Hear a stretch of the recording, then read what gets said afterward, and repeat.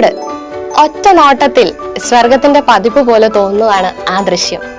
കാരണം ദൈവത്തിന്റെ കൺമുൻപിൽ വിലമതിക്കപ്പെട്ടവരാണല്ലോ പുൽക്കൂട്ടിലുള്ളവരെല്ലാം. പുൽക്കൂടിന്റെ പ്രത്യേകത എന്തെന്നാൽ അതിലെ എല്ലാ വഴികളും ചെന്ന് അവസാനിക്കുന്നത് ഉണ്ണി യേശുവിന്റെ പക്കലേക്കാണ് എന്നതാണ്. ചെറിയ കുട്ടികൾ പുൽക്കൂടിനരികിൽ തൊട്ടും തലോടിയും ഒക്കെ നിൽക്കുന്നത് കണ്ടിട്ടില്ലേ? കാരണം ഒരു രാവിൽ നിറവേറ്റപ്പെട്ടതൊക്കെ കൺവെട്ടത്തിലേക്ക് ചുരുങ്ങിയ വിസ്മയമാണത്. വഴിതെറ്റിപ്പോയെന്ന് നമുക്ക് തോന്നുന്ന നിമിഷം അവനിലേക്ക് നയിക്കുന്ന താരകം നമ്മുടെ മുന്നിൽ തെളിയുമെന്ന് തീർച്ച. ദൈവം നമ്മിൽ വസിക്കണമെങ്കിൽ നമ്മൾ പുൽക്കൂടായി മാറണം.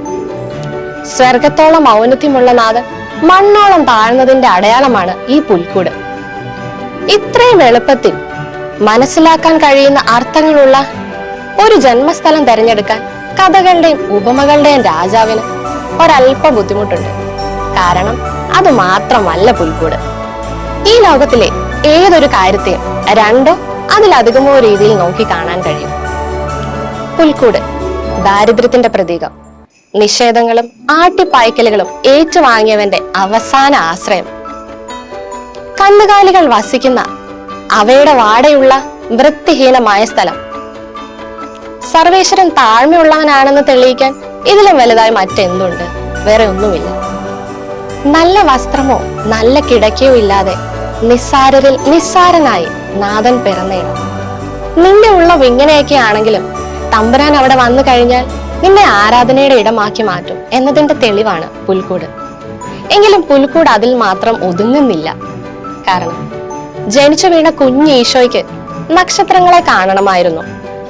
അങ്ങനെ പുല്ലുമേഞ്ഞതിന്റെ വിടവിലൂടെ അവനൊരു കളിപ്പാട്ടം എന്നോണം പറഞ്ഞു വിട്ടതാവണം ആ നക്ഷത്രത്തെ. ആർക്കും കഥകിൽ മുട്ടാതെ എളുപ്പത്തിൽ കയറി ചെല്ലാൻ പറ്റുന്ന വേറെ ഏത് സ്ഥലമുണ്ട് ഈ ലോകത്തിൽ? അത് പുൽക്കൂട് മാത്രമേ ഉള്ളൂ. രാജാക്കന്മാരും ആട്ടിടയന്മാരും ഒരുപോലെ കയറി ചെന്ന ഇടം. മനുഷ്യനും മൃഗങ്ങളും ഒരുപോലെ കാണുന്ന തമ്പുരാന് ഇടമൊരുക്കാൻ പുൽക്കൂടിന് മാത്രമേ കഴിയൂ. എങ്കിലും ഹെറോദേസിന്റെ പടയാളികൾക്ക് അത്ര എളുപ്പം കണ്ടുപിടിക്കാനാവാത്ത ഒരു സുരക്ഷിതത്വം ആ പുൽക്കൂടിനുണ്ടായിരുന്നു. പ്രപഞ്ചത്തിന്റെ സൃഷ്ടാവിന് പ്രകൃതി പിന്നെ അതിന്റെ ഏറ്റവും നല്ലത് കൊടുക്കാതിരിക്കുന്നു? ഒരിക്കലുമില്ല. വിവേകവും വിനയവും വിശ്വാസവും സ്നേഹവും ഒക്കെ ഒന്നിച്ചു വാഴുന്ന ഒരിടം നമ്മൾ തെരഞ്ഞെടുത്താൽ, പ്രകൃതിയെ അതിന്റെ മഹത്വത്തിന്റെ സൗന്ദര്യത്തിലൂടെ ദർശിക്കാൻ പറ്റുന്ന ഒരിടം നമ്മൾ കണ്ടെത്തിയാൽ അവിടെ നാഥൻ പിറവിയെടുക്കും. നമ്മുടെ സ്വപ്നങ്ങളിൽ മാലാഖമാർ വരും. അപ്പത്തോളം ചെറുതായവൻ, ശിഷ്യരുടെ പാദങ്ങൾ കഴുകിയവൻ, അവസാനത്തവനാവാൻ പഠിപ്പിച്ചവൻ, ശിശുവിനെ കാട്ടിത്തന്നവൻ, പുൽക്കൂട് മുതൽ ജീവിതത്തിലുടനീളം ചെറുതാകാൻ പഠിപ്പിച്ചവന്റെ ദിനമാണ് ക്രിസ്മസ്.